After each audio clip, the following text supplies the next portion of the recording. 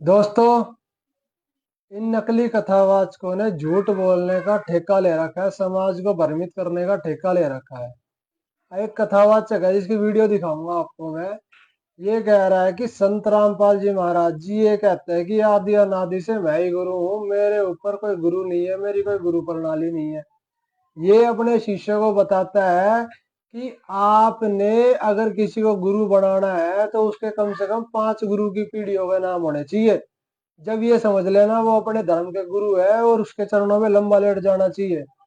आज इस नकली कथावाचक की सच्चाई का पर्दाफाश करेंगे, इसके झूठ को दिखाएंगे सबको, और ये भी बताएंगे कि संत रामपाल जी महाराज जी की गुरु प्रणाली कहाँ से जुड़ी हुई है। तो दोस्तों, अब देखना, मैं आपको दिखाता हूँ। पहले इस कथावाचक की वीडियो देखो, फिर बाद में हम आपको संत रामपाल जी महाराज जी की गुरु प्रणाली दिखाएंगे। तो जहां पिछली 10 पीढ़ियों का वर्णन हो उसे परंपरा कहा जाता है। अब जिसके ऊपर परंपरा ही ना हो उसे काहे का गुरु। गुरु के ऊपर भी गुरु होना चाहिए, वही गुरु परंपरा कहलाती है।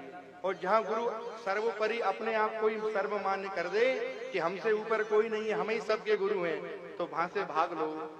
समझ लो कि यहाँ पे केवल और केवल पाखंड है, दूसरा कुछ नहीं है। अभी कली काल में एक ऐसा ही पंथ चल रहा है। उनके जो कट्टर शिष्य हैं बहुत ही दिव्य हैं। इस गांव में भी होंगे भगवान की कृपा से रामपाल के शिष्य। उन गुरुजी के ऊपर कोई गुरु ही नहीं है, भी एक ही गुरु हैं। उनसे कुछ ऊपर कौन है? बोले हम ही हैं, एक तनु है वे। बोले सृष्टि जब से आरंभ हुई तब से हम ही हैं।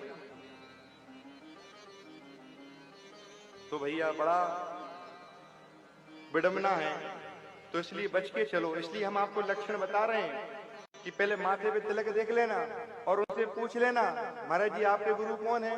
तो वो हैं। उनके कौन है? तो वो हैं। जब आपको ऊपर 4-5 गुरु के नाम मिल जाए ना, तब सोचना कि हाँ सही बात है, ये अपने धर्म के गुरु हैं, तो उनके चरणों में लेट जाना, समझ लेना यही सच्चे गुरु हैं।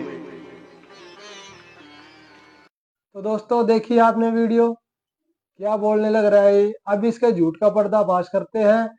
अब आपको दिखाते हैं कि संत रामपाल जी महाराज जी की गुरु प्रणाली क्या है और वो कहाँ से जुड़े हुए हैं और उनका क्या पंथ है।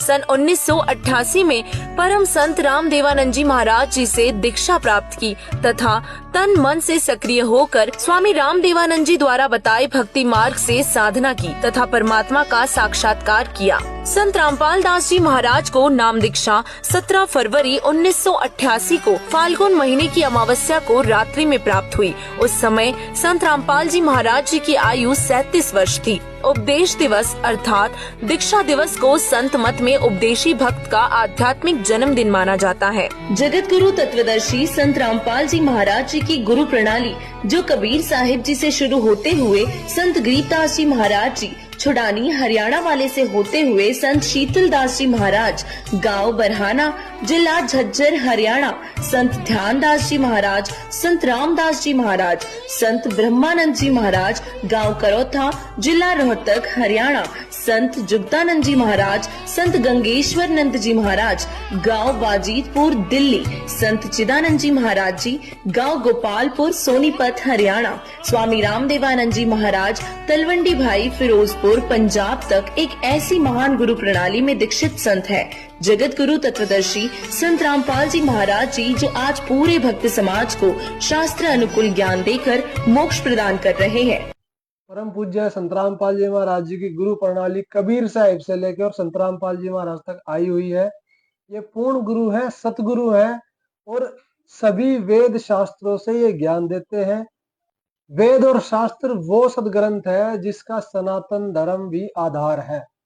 सनातन धर्म वेद और शास्त्रों के आधार से ही चलता है और सत्य सनातन पंथ, आदि सनातन पंथ संत रामपाल जी महाराज उजागर करने लग रहे हैं। आप सभी से प्रार्थना है, संत रामपाल जी महाराज का सत्संग सुने, उनका ज्ञान सुने, उनके ज्ञान को समझे, शास्त्रों के प्रमाण देखे। और जैसे इस कथावाचक ने कहा कि ये सभी जानने के बाद उसके चरणों में लंबा लेट जाओ, तो संत रामपाल जी महाराज को दंडोत प्रणाम करके, जैसे गीता जी में भी बताया कि संत को दंडोत प्रणाम करना चाहिए, तो सभी इनकी शरण ग्रहण करें। सभी को सत्साई।